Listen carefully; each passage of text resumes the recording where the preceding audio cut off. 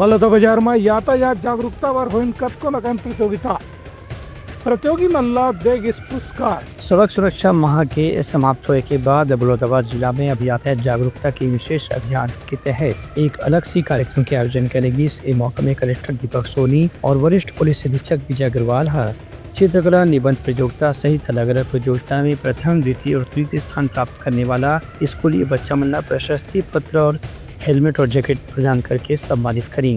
ये मौके में कलेक्टर के कहना से कि यातायात नियम के पालन करना हर जिम्मेदार नागरिक के कर्तव्य है। एकर से सड़क दुर्घटना में कमी लाए में मदद मिलती। वहीं पुलिस अधीक्षक विजय अग्रवाल के कहना रही से कि यातायात जागरूकता केवल एक नारा नहीं है, बल्कि हर नागरिक के जीवन से जुड़े एक वास्तविक सच्चाई है। एकर से एकर बारे में जागरूक होना हर नागरिक के कर्तव्य है। ये मौके में कलेक्टर के ये भी कहने से कि पिछले साल की तुलना में इधरी लोगों के बीच में जागरूकता के कारण सड़क दुर्घटना में काफी कमी आई है।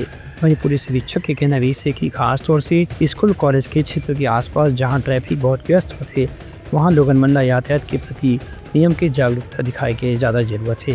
Bureau report, Uttarakhand news.